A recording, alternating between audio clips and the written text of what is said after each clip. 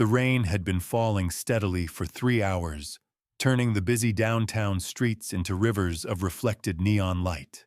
Catherine Walsh clutched her 3-week-old daughter closer to her chest as she hurried down the sidewalk, her hospital bracelet still cutting into her wrist from her recent emergency room visit.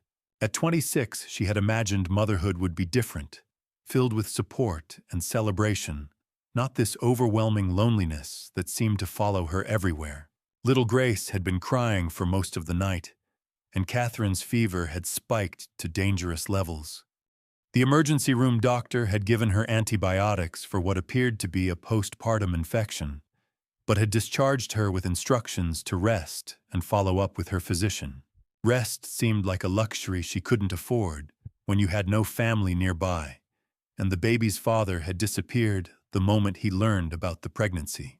Catherine had been walking for 20 minutes, trying to find a taxi that would stop for a soaked woman with a crying baby. Her savings had dwindled to almost nothing, and every dollar spent on Caber meant less money for formula and diapers. The antibiotics the doctor had prescribed were making her dizzy, and she could feel her strength ebbing with each step. She paused under a storefront awning trying to catch her breath. Grace had finally settled into an exhausted sleep, her tiny face peaceful despite the chaos around them. Catherine looked down at her daughter, this perfect little person who depended entirely on her, and felt both fierce love and overwhelming fear. The fever was getting worse. Catherine could feel the chills starting again, and her legs felt unsteady beneath her. She knew she needed to get home, needed to get dry, needed to take care of herself, so she could take care of Grace. But the 6 blocks to her small apartment might as well have been 6 miles. She stepped back into the rain, determined to make it home. But 3 blocks later, as she passed the entrance to an upscale hotel, Catherine felt the world beginning to spin. The sidewalk seemed to tilt beneath her feet, and she realized with growing panic that she was about to collapse. Her only thought was protecting Grace. As her knees buckled, Catherine managed to cradle her daughter against her chest, cushioning the baby's small body with her own as she sank to the wet pavement.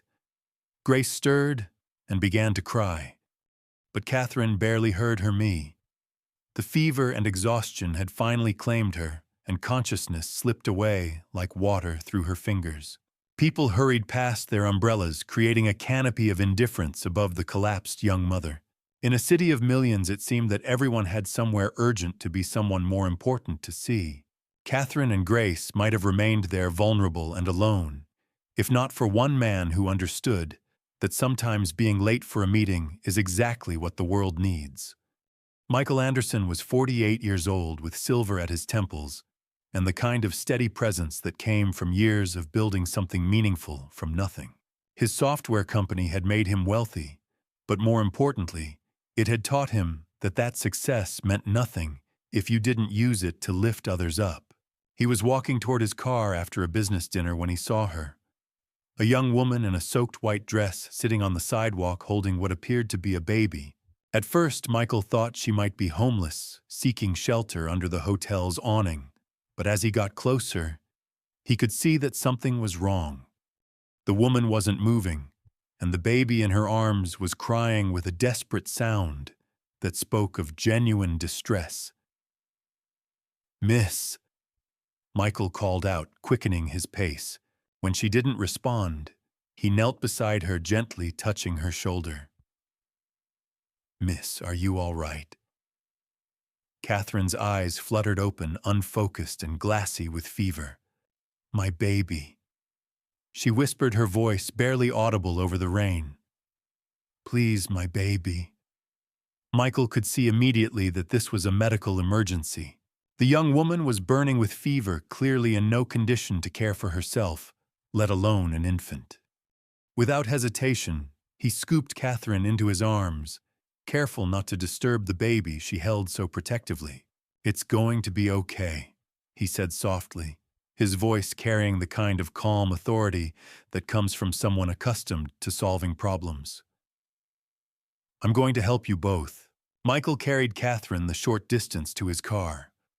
A black sedan parked just around the corner. He settled her gently in the passenger seat, making sure both she and the baby were secure, then quickly drove to the nearest hospital. Not the overcrowded public emergency room Catherine had visited earlier, but the private medical center where his company's executive health plan provided care. During the short drive, Catherine drifted in and out of consciousness, but her grip on Grace never loosened. Michael found himself stealing glances at them. This young mother, who even in her most vulnerable moment was wholly focused on protecting her child. What's your name?" "Michael," he asked gently, as they pulled into the hospital's emergency entrance. "Catherine," she managed to whisper. "Catherine Walsh. This is Grace." "Well, Catherine and Grace," Michael said, pulling up to the doors. "You're going to be just fine. I promise you that." The next few hours passed in a blur of medical attention and careful monitoring. Catherine's infection was more serious than the previous hospital had realized, requiring IV antibiotics and close observation. Grace thankfully was healthy, but needed feeding and care. While her mother recovered, Michael found himself in an unusual position. He had planned to simply ensure they received proper medical care. But as the hours passed, he learned more about Catherine's situation.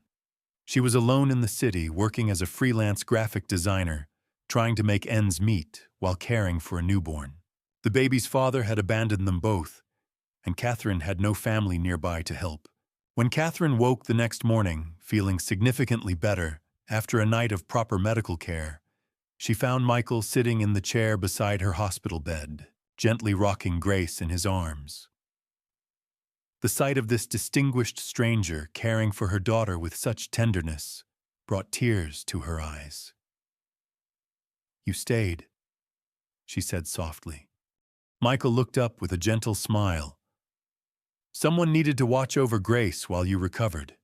She's quite charming company, actually. Excellent listener." Catherine tried to sit up, immediately concerned about the cost of her care. "I don't have insurance for this hospital. I can't afford." "Don't worry about that," Michael said quietly. "The important thing is that you're both healthy and safe." Over the next few days, as Catherine regained her strength, she and Michael talked. She learned that he had built his company from nothing, working multiple jobs while putting himself through college. He understood what it meant to struggle, to feel overwhelmed by circumstances beyond your control. "Why did you help us?" Catherine asked one afternoon as they sat in the hospital's family lounge. "Most people just walk by." Michael was quiet for a long moment, watching Grace sleep peacefully in her mother's arms.